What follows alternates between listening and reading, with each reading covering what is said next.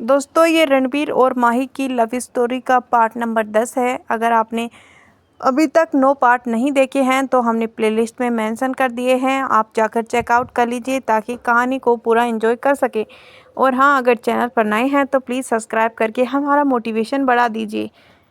तो चलिए दोस्तों, अब देरी ना करते हुए कहानी को स्टार्ट करते हैं। माही और रणवीर इस वक्त इंदौर के सबसे बड़े मॉल में 4th फ्लोर पर एक बड़े से शॉप पर बैठे थे और उसके सामने उस मॉल के अटेंडर और मैनेजर एक से एक ड्रेस दोनों ही दिखा रहे थे। रणवीर ने कुछ ड्रेस सिलेक्ट की और माही की ट्राई करने के लिए कहा, फिर आंखों से के इशारे से मैनेजर और अटेंडर को वहां से जाने के लिए कहा। माही को वैसे तो उसमें से कुछ ड्रेस बहुत पसंद आई थी, लेकिन उसमें से कुछ ड्रेस ऐसी थी जो बहुत छोट थी। माही ने थोड़ी हिम्मत करके एक उम्मीद के साथ रणवीर से धीरे से कहा, रणवीर हम रणवीर जो अपने फ़ोन में कुछ देर देख रहा था, उसने बिना माही की तरफ देखे ही कहा, वो वैसे तो सभी ड्रेस अच्छी हैं, लेकिन इनमें से कुछ ड्रेस बहुत छोटी हैं और मैं ऐसे कपड़े नहीं पहनती। माही ने थोड़ी झिझकते हुए कहा। रणवीर जो कब से अपने फ़ोन में बिजी था, उसने अपना सिर उठाकर सामने खड़ी माही को देखा और उठकर उसके पास आया और उस ड्रेस में से एक ब्लैक कलर की ड्रेस निकालकर माही के दूसरे हाथ में रखते हुए कहा, जाओ इसे पहनकर आओ।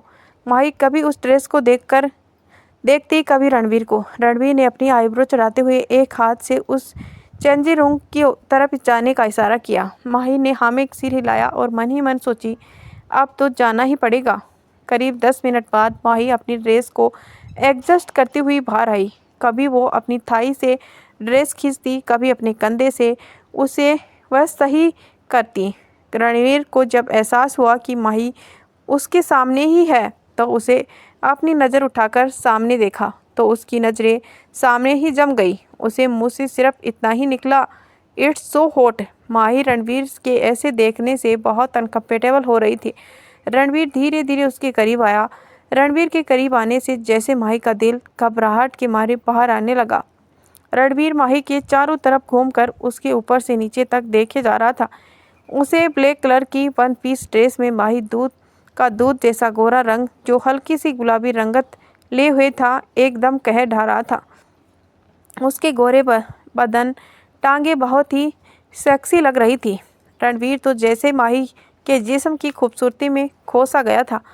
उसके दिमाग में तो एक ही बात चल रही थी कि कितनी हॉट और खूबसूरत लड़की अब सिर्फ उसकी है। रणवीर को अपने अंदर एक गर्मी महसूस हो रही थी। उसने अपना गला सूखता हुआ महसूस किया। रणवीर ने माही का हाथ पकड़ा और उसे चेंजिंग रूम में खींच कर ले गया और चेंजिंग रूम में आकर डोर बंद कर अंदर से बंद कर दिया। माही को घबराहट होने लगी।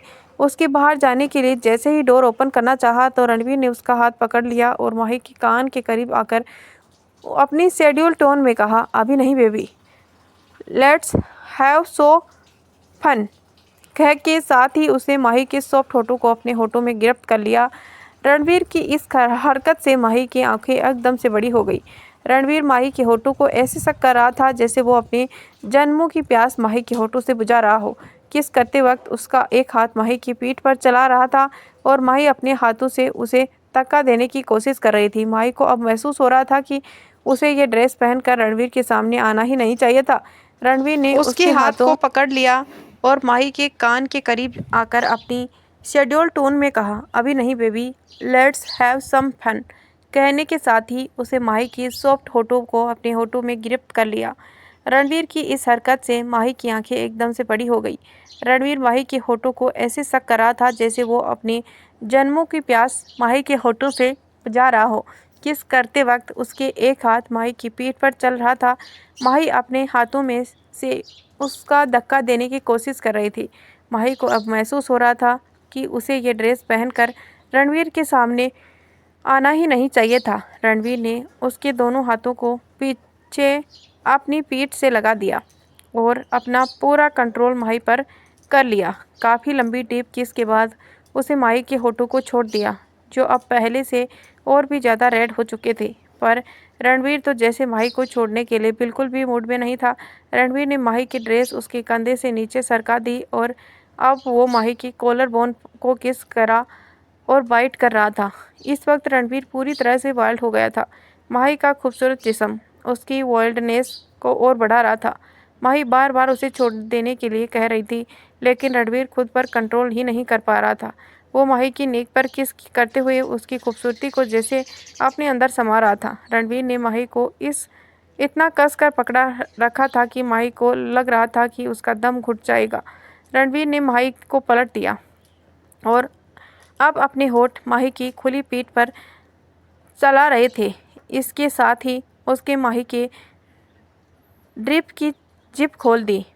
जब माही को इस बात का एहसास हुआ कि रणवीर उसके साथ आगे क्या करने वाला है, वो एकदम से पलट गई और उसे अपनी ड्रेस को अपने हाथों में पकड़ लिया। वो आंसुओं से भीगी हुई आंखों से रणवीर को देखते हुए नहीं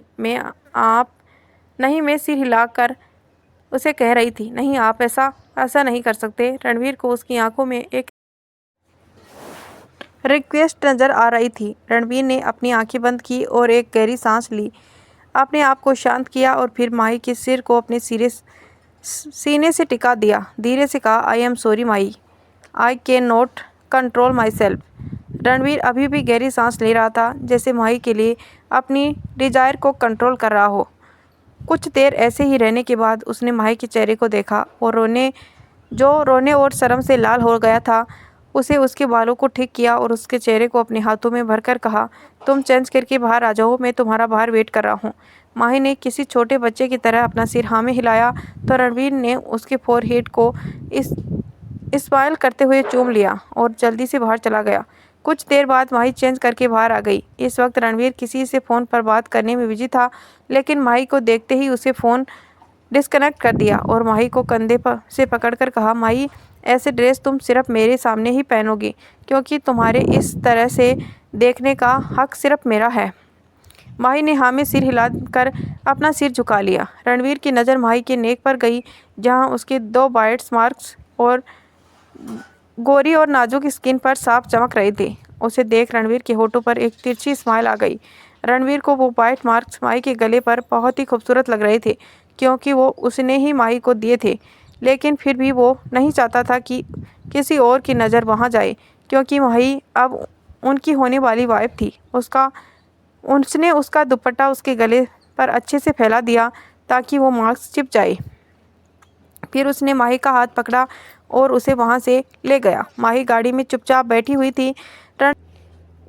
एक नज़र माही को देखा, जो अभी भी विंडो से बाहर देख रही थी। तभी उसके फ़ोन पर कोई अननोन नंबर से कॉल आया।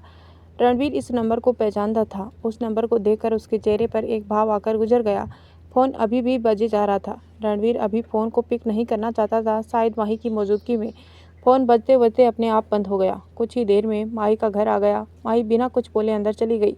माही को जाते देख अब उसे गुस्सा आने लगा। उसने अपना हाथ गुस्से में स्टीयरिंग पर मारा।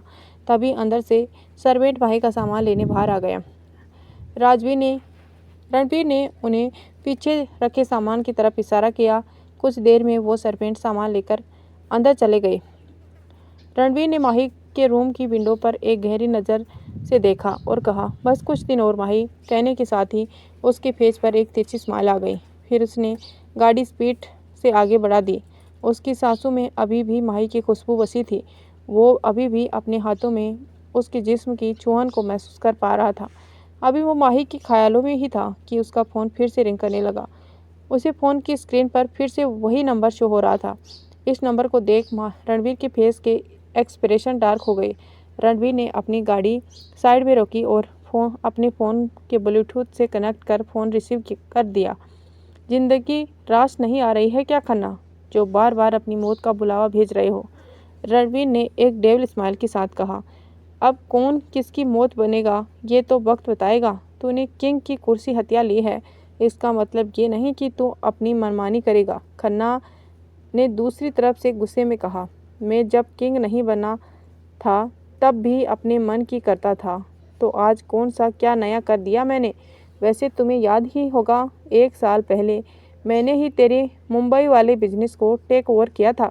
याद है ना कि भूल गया कैसे मैंने तेरी लंका में आग लगाई थी। फिर हंसते हुए कहा, उस वक्त तो मैं अंडरवर्ल्ड किंग बना ही नहीं था। रणवीर की बात सुनकर खन्ना तो के जैसे तन बदन में आग लग गई हो। आई होप दोस्तों ये कहानी आपको पसंद आ रही होगी, तो इसीलिए प्लीज़ लाइक कर दीजिए, क्योंकि खन्ना को सच सुनना अच्छा नहीं लगता था। वैसे मुझे ऐसा क्यों लग रहा है कि तू मुझे मिलने के लिए बड़ा बेचैन हो रहा है। चल बता कहाँ आना है, रणवीर ने एक टेबल हंसी के साथ कहा। दूसरी तरफ से खन्ना जो पहले से ही जला भुना बैठा हुआ था, उसने रणवीर को मिलने की जगह बताकर फ़ोन काट दिया और गुस्से में बोला, बहुत घमंड है ना तुझे तेरे पैसे और पावर पर। तो रणवीर राय कपूर, आज तुझे ना तेरे पैसे बचा पाएंगे और ना ही तेरा पावर। आज तू खुद मौत के मुंह के में चलकर आ रहा है, कहकर वो शैतानों की तरह हंसने लगा। दूसरी तरफ से खन्ना का फ़ोन कट जाने से रणवीर ने एक नज़र अपने फ़ोन को देखा और फिर उसे अपने बगल वाली सीट पर फेंक दिया और डेविल स्माइल के साथ कहा, खन्ना बहुत जी लिया तू, अब तेरे मरने के दिन भी आ गए। आई एम कमिंग, कहने के साथ ही उसे अपनी गाड़ी स्टार्ट की और स्पीड से वहाँ से चला गया। रणवीर अपने विला पहुँचा। पहले उसने शावर लिया और अपने कपड़े चेंज किए। रणवीर ने ब्लैक शर्ट, ब्लैक ब्लेजर और ब्लैक पैंट पहनी हुई थी और इसमें उसका क्लियर लुक बहुत ही हॉट लग रहा था। फिर रणवीर ने अपनी बैक साइड रखी ड्रॉवर से एक गन निकाली और उसे अपनी पैंट के पीछे की तरफ कमर में लगा दिया। उसके बाद वो अपनी सीक्रेट रूम में गया और करीब 10 मिनट बाद वहाँ से निकल बाहर आया। बाहर आकर उसने रुद्र को फ़ोन किया और दूसरी तरफ से फ़ोन पिक होते ही कहा, अगर तुम्हारा हनीमून ख़त्म हो गया हो तो थोड़ा काम पर भी ध्यान दे दो, मुझे अगले 10 मिनट में हाईवे पर मिलो। वह कहकर उसने फ़ोन डिस्कनेक्ट कर दिया। रणवीर का चेहरा शांत था, लेकिन आंखों में इस वक्त एक शैतान भाव था। वो अपने विला से बाहर आया और गाड़ी में बैठकर स्पीड से वहाँ से निकल गया। रुद्र अपनी गाड़ी से टेक लगाए रणवीर का ही वेट कर रहा था। जैसे ही उसने रणवीर की गाड़ी देखी, उसने ड्राइवर से उसकी गाड़ी ले जाने को कहा। रणवीर ने रुद्र के पीछे गाड़ी रोकी तो रुद्र जल्दी से उसमें बैठ गया। रुद्र के बैठते ही रणवीर ने अपनी गाड़ी आगे बढ़ा दिया। रुद्र ने रणवीर से पूछा, ऐसा क्या हो गया कि तूने इतनी जल्दी बुलाया मुझे। रणवीर सिर्फ इतना कहा, खन्ना। रुद्र ने कन्फ्यूजन से पूछा, खन्ना कहीं वह तो नहीं जिसे पिल्ले तो तूने कुछ महीने पहले एक डांस बार में ठोक दिए थे। रणवीर ने भी हंसते हुए कहा, हाँ वही खन्ना जिसके नशेड़े बेटे के सर में मैंने 6 की 6 गोलियां ठोक दी थी। फिर उसने आगे कहा, इसीलिए साला खन्ना बौखला आया हुआ है और तहे दिल से मुझसे मिलना चाहता है। चल आज उसकी ये इच्छा भी पूरी कर देते हैं और उसके बेटे से भी मिलवा देते हैं। कुछ ही देर में वह एक घने जंगल के बीचों बीच पहुँचे। उस जंगल के बीचों बीच एक बड़ा सा गोदाम था, जहाँ पर 10-12 हट्टे खट्टे पहलवान टाइप के लोग काले कपड़ों में पहरा दे रहे थे। उस पहलवानों को देखकर रुद्र ने कहा, खन्ना ने तो अच्छे खासे सांड पाल रखे हैं। रणवीर अपनी गाड़ी से बाहर निकला और उसके ही पीछे रुद्र भी बाहर आ गया। रणवीर को बाहर आता देख उन पहलवानों ने तो दोनों लोग उसके पास आ गए और उसने पहले पीछे आने का इशारा किया। वह उनको एक बड़े से हॉल में लेकर गए, जहाँ बीचों बीच सोफे पर खन्ना बैठा हुआ था और अपनी जलती निगाहों से रणवीर को देखे जा रहा था। रणवीर को देख खन्ना लगभग फुसफुसाते हुए बोला, आ गए रणवीर, अपनी मौत के मुंह में। इतना तो वादा करता हूँ, अब तुझे बच के यहाँ से निकलने नहीं दूंगा। खन्ना की बात सुनकर रणवीर ने अपने दोनों हाथ स्टाइल से अपने पॉकेट में डाले और सीटी बजाते हुए उसके सामने रखे दूसरे सोफे पर आकर बैठ गया। इस वक्त रणवीर का बैठने का स्टाइल किसी किंग की से कम नहीं था और एटीट्यूड उसके चेहरे पर साफ नजर आ रहा था। उसने अपने दोनों हाथ उसी सोफे के हत्थे टिका रखे थे और एक पैर से अपना दूसरा पैर रखा हुआ था। रणवीर ने कहा, खन्ना तुझे क्या लगता है कि मैं अपनी मौत के पास आया हूँ? ना खन्ना ना, बिल्कुल तूने खुद अपनी मौत को अपने पास बुला लिया है। फिर रुद्र ने भी दूसरे सोफे पर बैठते हुए कहा, अच्छा तो ये वही खन्ना है ना जिसके बेटे ने दोनों हाथ मैंने तोड़े थे।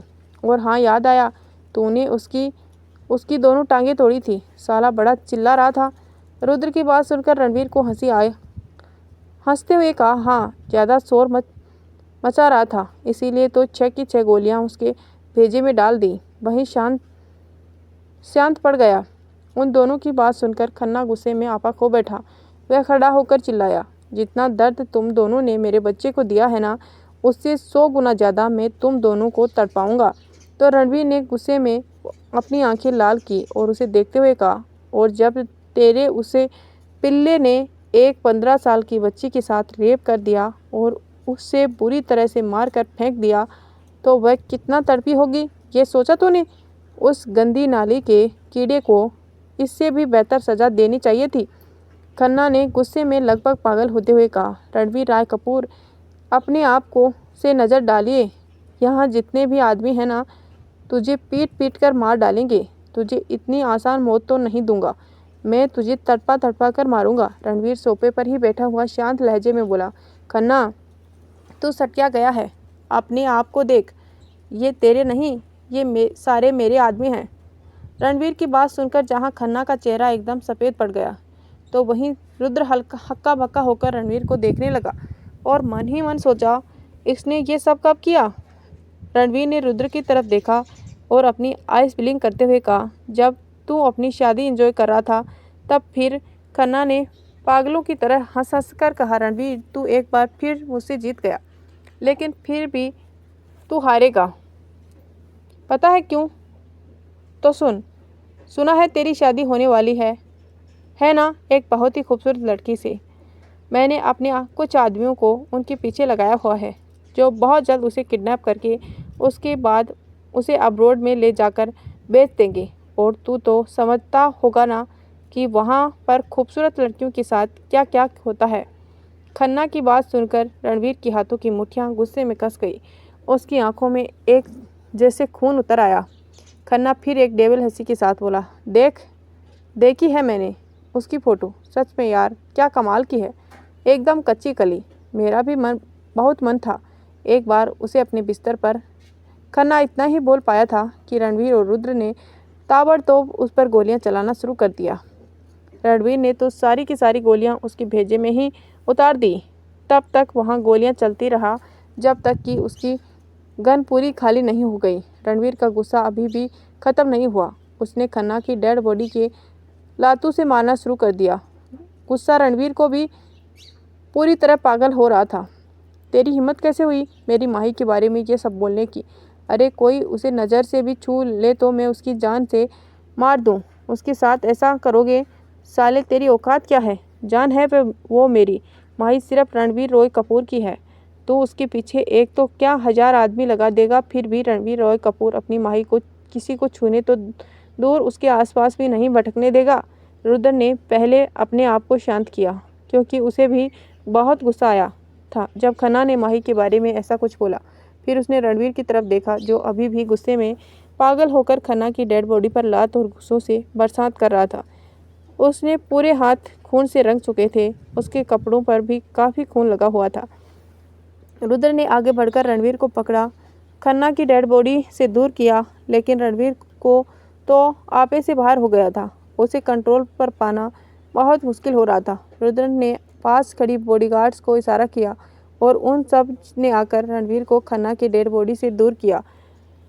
रुद्र ने रणवीर को सोफे पर बैठते हुए शांत करने की कोशिश करते हुए कहा, रणवीर, वो मर चुका है। अपने गुस्से को कंट्रोल करो, कुछ नहीं होगा माही को, हम कुछ होने ही नहीं देंगे ना उसको। तब तक बॉडीगार्ड पानी की बोतल ले आया। रुद्र ने पानी की बोतल से पानी रणवीर के सिर पर डालना शुरू किया ताकि उसका दिमाग को थोड़ा ठंडा हो। रणवीर गुस्से में लंबी लंबी सांसें ले रहा था। उसका चेहरा बिल्कुल लाल हो गया था। रुद्र ने आज से पहले रणवीर को कभी इतने गुस्से में नहीं देखा था। वो खुद हैरान था रणवीर ने गुस्से को देखकर। कुछ देर बाद रणवीर का गुस्सा थोड़ा शांत हुआ तो रुद्र ने उसे पानी पीने के लिए दिया। फिर उसे सभी बॉडीगार्ड को इंस्ट्रक्शन दिया कि यहाँ से सब कुछ जल्दी साफ करो और रणवीर को बाहर गाड़ी तक ले आया। रुद्र ने रणवीर को पैसेंजर सीट पर बिठा दिया और खुद ड्राइविंग सीट पर बैठ गया। फिर उसने एक नज़र रणवीर को देखा और फिर खुद गाड़ी को ड्राइव करते वहाँ से निकल गया। गाड़ी एक सुनसान जगह पर जाकर रोकी और फिर रणवीर को देखकर पूछा, रणवीर, अब तुम ठीक हो? तो रणवीर ने भी एक गहरी सांस ली और कहा, आई एम फाइन। फिर रुद्र ने एक गहरी सांस ली और सामने देखते हुए कहा, रणवीर, हम माही की सिक्योरिटी के लिए कुछ करना होगा, क्योंकि अगर खन्ना ने कहा है तो ज़रूर उसके कुछ प्लान किया होगा और माही के साथ हम कोई रिस्क नहीं ले सकते। रणवीर किसी गहरी सोच में था। उसने कहा, तुम सही कह रहे हो रुद्र, तुम जल्दी ही माही के पीछे कुछ बॉडीगार्ड्स लगा दो, उसके घर पर, उसके कॉलेज में, जहाँ जहाँ भी माही जाती है। पर इस बात का ध्यान रखना, इसके बारे में माही को भनक भी नहीं लगनी चाहिए। रुद्र ने भी हाँ में सिर हिलाते हुए कहा, ठीक है, मैं इसे काम को आज ही करूँगा।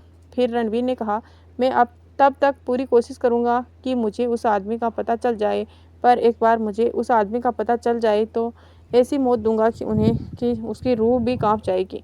ये बात रणवीर ने दांत पीसते हुए गुस्से में कही थी। कुछ देर बाद रुद्र ने ड्राइवर को फ़ोन करके अपनी गाड़ी मंगवा ली थी। रुद्र ने ड्राइवर को वापस भेज दिया और अपनी गाड़ी लेकर वहां से निकल गया। इस वक्त रात हो चुकी थी। रणवीर की गाड़ी हाईवे पर फुल स्पीड से दौड़ रही थी। रणवीर के हाथ में बोतल पकड़े ड्रिंक कर रहा था। उसकी आंखें कुछ तो नशे में की वजह से और कुछ गुस्से की वजह से लाल थी, क्योंकि उससे बार बार खन्ना की बात याद आ रही थी जो उसने माही के लिए कही थी। वह बात उसका खून जला रही थी। इस वक्त रात के 12 बज रहे थे। रणवीर की गाड़ी महेश जी के घर के बाहर खड़ी थी। सभी लोग सो चुके थे। रणवीर ने अपना सिर सीट से टिकाया हुआ था। वो तिरछी नज़रों से एकटक माही के रूम की विंडो की तरफ देख रहा था। आज उसकी आंखों से अलग ही एहसास था। आज उसे पहली बार माही के लिए डर लग रहा था। उसे खोने का डर लग रहा था। आज उसका मन बहुत ज़्यादा बेचैन था। उसे सुकून चाहिए था और वह सुकून उसे माही के पास जाकर ही मिल सकता था। कुछ सोचकर रणवीर अपनी गाड़ी से बाहर निकला। कुछ ही देर में बारिश चालू हो गई। रणवीर कुछ देर तो वहीं खड़ा रहा। उसे बारिश से भीग रहा था। वह बारिश जैसे उसे बेचैन मन को एक ठंडक पहुंचा रही थी। रणवीर अभी भी वहां खड़ा माही के रूम की विंडो को एकटक देखे जा रहा था। उसे बार बार माही का मासूम चेहरा अपनी आंखों के आगे नजर आ रहा था। आज उसे मन में एक तड़प थी और एक बेचैनी। उसे अपने कदम माही के घर की तरफ बढ़ा दिए। वहीं माही सुकून से अपनी बेड पर सोई हुई थी। उसे लंबे और खूबसूरत बाल तकिए पर बिखरे हुए थे। तभी उसे अपने चेहरे पर कुछ गीला सा महसूस हुआ, जैसे कुछ पानी की बूंदें उसके चेहरे को भिगो रही हैं। माही ने कसमकसाते हुए अपनी आंखें खोली। जैसे उसकी नज़र रणवीर की नशीली आंखों से मिली, वो एकदम से हड़बड़ा गई। इससे पहले कि वो चीखती, रणवीर ने अपने हाथों से उसके मुंह को बंद कर दिया। रणवीर अपनी नशीली आंखों से माही की घबराई हुई आंखों में एक अलग ही एहसास के साथ देख रहा था।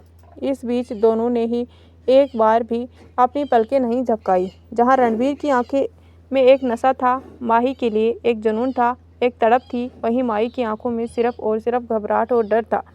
तभी माही को सुबह का मंजर याद आने लगा।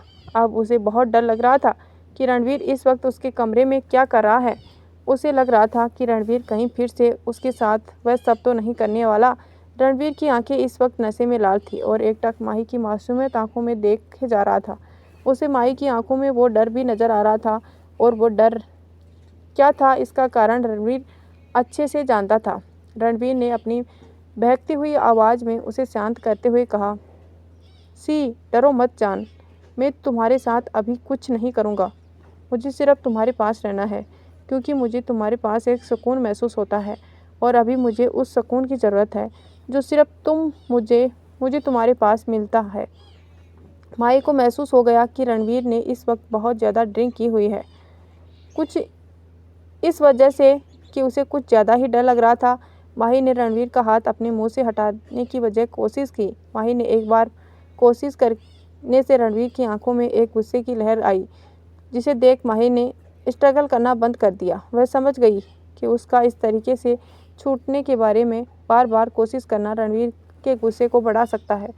जब रणवीर ने देखा कि माही ने स्ट्रगल करना बंद कर दिया तो उसे धीरे से अपना हाथ माही के मुंह से हटा दिया। फिर उसने माही के कांपते हुए होठों नजर आए। माही के होठ का कपकपाना रणवीर को अपनी तरफ अट्रैक्ट कर रहा था। रणवीर अब धीरे धीरे माही के होठों की तरफ बढ़ने लगा, लेकिन माही ने जल्दी से अपना चेहरा दूसरी तरफ कर लिया। माही को रणवीर के पास से शराब की बहुत तेज़ गंध आ रही थी, जिसे वो बर्दाश्त नहीं कर पा रही थी। माही के ऐसे करने से रणवीर के होठों पर एक स्माइल आ गई। उसे नशे में कहा, जान, तुम्हें शराब की स्मेल बर्दाश्त नहीं हो रही है, जबकि तुम में तो शराब से भी कहीं ज़्यादा नशा है। एक दिन मैं शराब के बिना रह सकता हूँ, लेकिन तुम्हारे बिना नहीं। एक्सीडेंट हो चुका है, मैं तुम्हारा एडिक हेडिक हो चुका है मेरा। अब मुझे हर वक्त अपने आप पास सिर्फ तुम चाहिए, मेरी माही, हमेशा मेरे पास, मेरे बहुत करीब, कहकर उसने माही के चेहरे को अपनी तरफ किया, उसके होठों को अपनी गिरफ्त में ले लिया। माही को किस करते हुए उसे वह सुकून महसूस हो रहा था जिसकी तलाश में वह जहाँ तक आया था।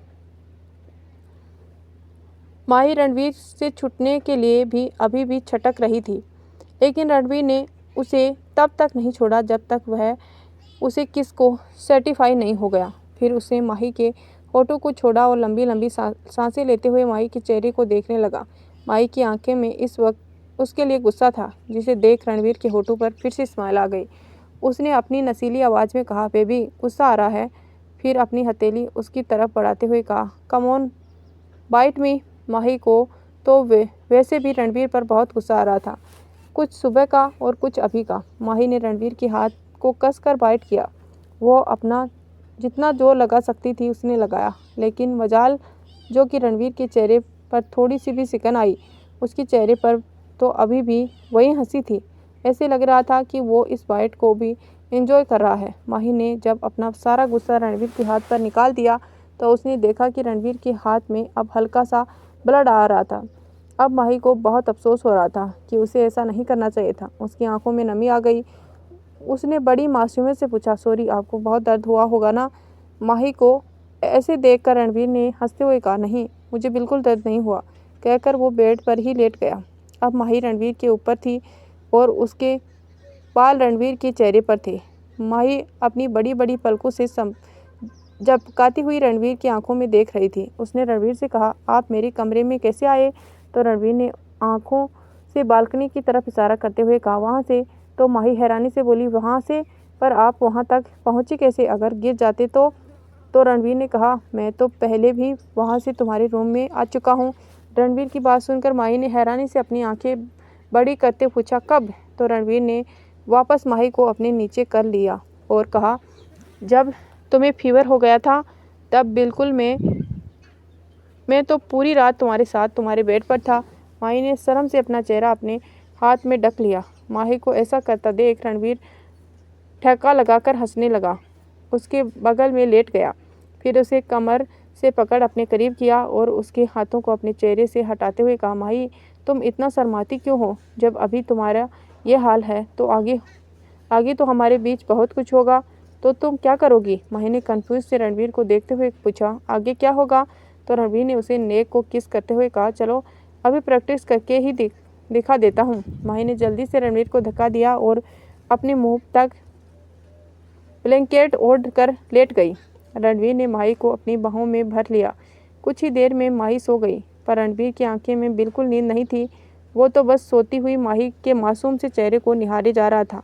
काफ़ी देर बाद माही ने रणवीर को कसकर हक कर लिया और अपना सिर रणवीर के सीने में लगा दिया।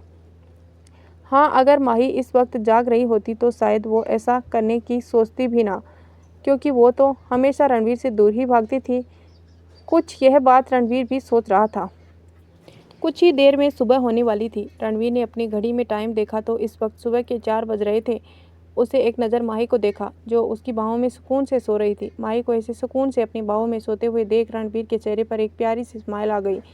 उसने आगे बढ़कर माही के फोरहेड पर किस किया और फिर उसे संभाल कर अच्छे से पिलो पर सुलाया और उसे ब्लैंकेट से कवर किया और उसके रूम से बाहर चला गया।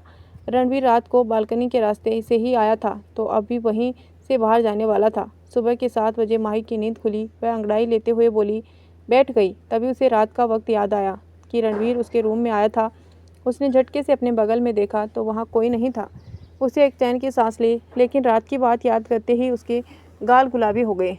उसे अपने सिर को झटक और सीधा वॉशरूम में चली गई।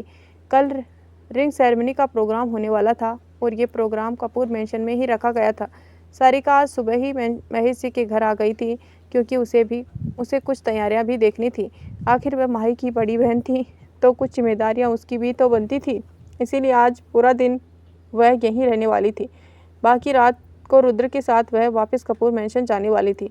आखिर वह कपूर खानदान की बहू भी थी और बहू होने का फर्ज भी तो उसको निभाना था। तो वह सुबह लड़के वालों की तरफ से शामिल होने वाली थी और माही ने प्रिया और टीना को भी फ़ोन करके इनवाइट कर लिया था कि उन्हें भी रिंग सेरेमनी में ज़रूर आना है।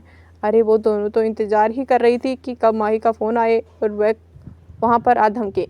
माही के फ़ोन पर करने की देरी की आधे घंटे बाद ही दोनों महेश जी के घर पहुँच गई। माही ने हैरान होकर कहा, तुम क्या बाहर गेट पर ही खड़ी थी? क्या मैंने फ़ोन किया और तुम इतनी जल्दी आ गई? तो प्रिया ने कहा, हमने पहले से ही सारी तैयारियां कर रखी थी, हम तो बस इंतज़ार कर रहे थे कि तू कब फ़ोन करेगी। टीना ने कहा, अब चल, ज़्यादा टाइम पास मत कर, जल्दी से तेरी ड्रेस वगैरह भी देख लेते हैं। अभी प्रिया और टीना दोनों माही के पकड़कर उसके रूम में ही ले जा रही थी कि तभी पीछे से आवाज़ आई, रुको, मैं भी तो हूँ। तीनों ने पीछे मुड़कर देखा तो रूही अपना सारा सामान लिए खड़ी थी। प्रिया ने कहा, तुम यहाँ क्या कर रही हो? तुम तो लड़के वालों की तरफ से हो ना? तो रूही बत्ती सी दिखाते हुए बोली, हाँ, तो मेरी फ्रेंड की भी तो सगाई है ना। पहले माही मेरी फ्रेंड बनी थी, बाद में ही तो भाभी बनने वाली है, तो मेरी भी तो कुछ फ़र्ज बनता है कि नहीं। अब चलो, यहीं खड़ी खड़ी बातें करती रहोगी या ऊपर रूम में भी चलोगी? मुझे भाभी की सारी ड्रेस देखनी है। तो माही ने कमर पर हाथ रखकर कहा, रूही, तुमने भाभी किसको कहा? मुझे माही कहो, समझी? तो रूही ने भी माही को चिढ़ाते हुए कहा, अरे आपके घर वाले ने ही तो कहा था मुझे कि मैं तुम्हें भाभी बोलूं। कहकर रूही ने प्रिया को देखकर आंख मारी तो माही उसकी सारी चालाकियां समझ गई और उसे मारने दौड़ी। रूही भागते हुए बोली, अरे शर्म करो, अपनी ननद को मारोगी क्या? तभी सारिका जो बाहर हो रहा था शोर सुनकर अपने रूम से बाहर आ गई।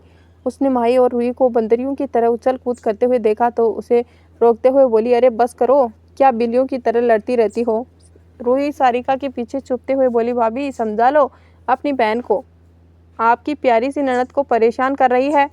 माही अब तक सोफे पर बैठ गई और बोली, दी इसे बोलो मुझे ज़्यादा परेशान ना करे, जब देखो मुझे चिढ़ाती रहती है। माही ने मुंह फुलाते हुए कहा। प्रिया जो उन दोनों को ऐसे लड़ते देख हंस रही थी वो बोली, हाँ रूही, माही को अब तुम ज़्यादा परेशान मत किया करो, अब तो इसे हमारे जीजू ही परेशान कर सकते हैं। माही ने गुस्से में प्रिया को घूरते हुए देखा और कहा, बस इसी की कमी थी। सारिका ने हंसते हुए माही को हक कर लिया और दोनों को हल्का सा डांटते हुए कहा, अरे बस करो, मेरी माही को ज़्यादा परेशान करने की ज़रूरत नहीं है। फिर माही अब अगर कोई तुम्हें परेशान करे तो मुझे बताना, मैं उसे अच्छे से क्लास लगाऊंगी। कुछ देर बाद ही माही का मूड बिल्कुल ठीक हो गया और सभी माही के रूम में बैठे उसकी ड्रेस देखने रहे। सभी को माही की रिंग सेरेमनी की ड्रेस बहुत पसंद आई थी। आज का उसका पूरा दिन ऐसे ही हंसी मजाक करते हुए बीत गया। रूही आज रात वहीं रहने वाली थी। वो माही के साथ ही रेडी होकर कपूर मैंशन जाने वाली थी। प्रिया और टीना भी वहीं रुकने वाली थी। सारिका रात का डिनर कर रुद्र के साथ वापस कपूर मैंशन चली गई। वैसे तो उसका भी मन था आज वह रुकने का, लेकिन सारिका को बहू होने का नाते भी कुछ फर्ज निभाने थे, इसीलिए उसे वहां से जाना पड़ा। अब माही, रूही, प्रिया, टीना तीनों लेट नाइट तक खूब एंजॉय करने वाले थे। हालांकि निर्मला जी ने तीनों को सख्त हिदायत दी थी कि वो चारों ज़्यादा देर तक ना जागे। वैसे रिंग सेरेमनी का फंक्शन शाम के वक्त रखा गया था, इसीलिए वो चारों आराम से ही उठती तो कोई दिक्कत नहीं होने वाली थी। माही ने अपने रूम में ढेर सारे पैकेट चिप्स, केक और बहुत सारी कोल्ड ड्रिंक्स की बोतल रख ली थी और ये सब वो चुपचाप निर्मला जी से छुप कर लाई थी। चारों ने रूम में खूब मस्ती चल रही थी। चारों ने आज एक जैसा नाइट वियर पहना हुआ था, पिंक टॉप और वाइट शर्ट और सिर पर बैंक वाला हेयर ब्रेड। वैसे माही शॉर्ट नहीं पहनती थी, लेकिन सारिका ने उसके लिए काफ़ी सारे वेस्टर्न कपड़े खरीदे हुए थे और वो चाहती थी कि माही इन्हें पहन ना करे। चारों उन कपड़ों में बहुत ही क्यूट लग रही थी। चारों ने फ़ोन पर एक साथ बहुत सारे फनी और क्यूट पोज लिए थे। वैसे कुछ ही कहो, दोस्तों के साथ की तो बात ही अलग है। रूही ने माही को काफ़ी सारे पिक रणवीर को सेंड कर दिए थे, जिसमें वो बहुत ही क्यूट लग रही थी। हाँ, अगर माही को इस बारे में पता चलता तो रूही के साथ जंग ही छेड़ देती। चलो सभी एक गेम खेलते हैं, रूही ने सबको शांत करते हुए कहा। तो टीना ने कहा, हाँ आइडिया तो अच्छा है, पर कौन सा गेम? डर्टी टोस्ट, रूही ने एक्साइटेड में कहा। तो टीना और प्रिया ने एक साथ मुंह पर हाथ रखकर कहा, हो, ये तो वही गेम है ना जिसमें उस टॉपिक के क्वेश्चन पूछे जाते हैं। टीना ने कहा। माही ने कंफ्यूज से पूछा, कैसे सवाल? प्रिया ने अपना माथा पीटते हुए कहा, अरे बुद्धू, तुझे तो कुछ भी नहीं आता। तुझे तो काफ़ी सारा ज्ञान देना पड़ेगा। शादी के बाद तो तू हमारी नाक कटवाएगी कि तेरी सहेली ने तुझे कुछ नहीं सिखाया। माही ने बड़े इनोसेंट तरीके से कहा, अच्छा ऐसा क्या है तो तू मुझे सारा ज्ञान दे देना ताकि मैं तुम्हारा सिर गर्व से ऊंचा कर सकूं। रूही ने माही को समझाते हुए कहा, अरे डर्टी टॉक, अरे वही वाली बातें। कौन सी बातें? माही ने चिढ़ते हुए कहा, अरे जैसे तुझे जीजू ने पहली बार किस किया तो तुझे कैसा लगा? टीना ने काफ़ी आराम से कहा, और तुझे उसके लव बाइट्स किया था या क्या? अगर किया तो कहाँ कहाँ किया? ये माही पर दूसरा अटैक प्रिया ने किया। और हर बार किस भाई ही करते हैं या तूने भी उसे किस किया? और ये तीसरा मिसाइल रूही की तरफ से फिर से। माही तो मुंह खोले तीनों को देखने लगी। तभी प्रिया ने उसे हिलाते हुए कहा, अरे बता ना, देख झूठ तो मत बोलना कि जीजू ने तुझे किस नहीं किया। वो तो मुझे बड़े रोमांटिक किस्म के लगते हैं। माही ने पिल्लो उठाया और तीनों को मारने लगे। तुम सब कितनी बेशर्म हो, तुम्हें शर्म नहीं आती? ऐसी बातों से ध्यान लगाती हो, ये नहीं थोड़ा पढ़ाई में लिखाई में ध्यान लगा लो। इस बीच रूही ने रणवीर की वीडियो कॉल लगा दी। रणवीर ने कॉल पिक करते ही रूही को बोला, भाई देख लो आपकी झांसी की रानी को अपने घर बुलाकर कैसे हमारी धुलाई कर रही है। तभी प्रिया ने आकर, आपकी घरवाली पागल हो गई है। हमने तो इसे थोड़ा सा ज्ञान देना चाहा और इसने तो हमारे ही स्क्रू ढीले कर दिए।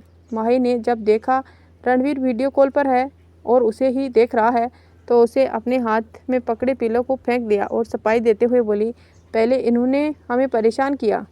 रणवीर जो ऊपर से बहुत शांत लग रहा था, उसे अंदर से बहुत मुश्किल से अपनी हंसी रोक पा रहा था, क्योंकि आज उसे माही का झांसी की रानी वाला रूप का लाइव टेलीकास्ट देख लिया था। इसे शांत लहजे में पूछा, क्या हुआ? तो माही भी किसी छोटे बच्चे की तरह बोली, ये प्रिया मुझे पूछ रही थी कि आपने मुझे किस किया या नहीं, और ये टीना कह रही थी कि आपने मुझे किस के साथ बाइट भी की था या नहीं, और ये रूही पूछ रही थी कि हर बार आप ही मुझे किस करते हैं या मैंने भी। कहते हुए माही ने सारी रामायण रणवीर को सुना दी। अब रणवीर ने अपनी हंसी कंट्रोल करना मुश्किल हो रहा था। उसने बनावटी शक्ति दिखाते हुए कहा, रूही अपनी भाभी को ज़्यादा परेशान मत करो। तो रूही ने भी कहा, ओके भाई, मैं भाभी को ज़्यादा परेशान नहीं करूँगी। उसने भाभी शब्द पर थोड़ा ज़्यादा जोर देते हुए कहा। फिर उसने फ़ोन कट कर दिया। उधर रणवीर ने फ़ोन सोफे पर फेंका और ठहाका लगाकर हंसने लगा। ओ गॉड, ये लड़की भी ना। फिर फ़ोन में रूही के भेजे हुए पिक्स देखने लगा। वही सभी पिक्स में क्यूट लग रही थी। रणवीर ने माही की पिक को चूम लिया। उसे ऐसा लग रहा था कि वो सच में माही को ही चूम रहा है। अब चारों ही एक साथ बेड पर लेट गई। माही का बेड काफ़ी बड़ा था और चारों को उन पर सोने में कोई दिक्कत नहीं होने वाली थी। आज चारों ने काफ़ी धमाल मचा लिया था, इसीलिए उसे बेड पर लेटते ही नींद आ गई।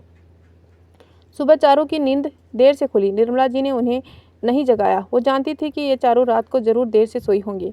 माही और टीना पहले जाग गई थी तो वो दोनों फ्रेश होकर नीचे आई। नीचे काफ़ी चहल पहल मची हुई थी।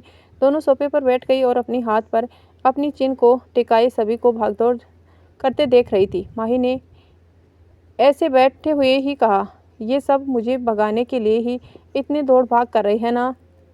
टीना ने माही को अजीब नज़रों से देखा और वापस सामने फेस करके बैठ गई और बोली, हाँ, तुझे जैसे आतंकवादी से कौन अपना पीछा नहीं छुड़वाएगा, इसीलिए तुझे रूही के घर में शिफ्ट कर दिया जाएगा।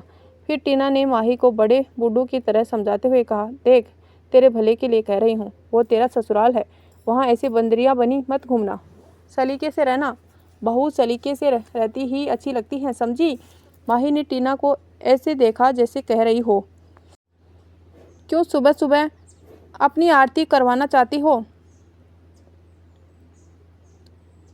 टीना माही को देखकर समझ गई, चुप रहने में ही भलाई है। थोड़ी देर में मैड आकर उसके लिए चाय और नाश्ता रख गई।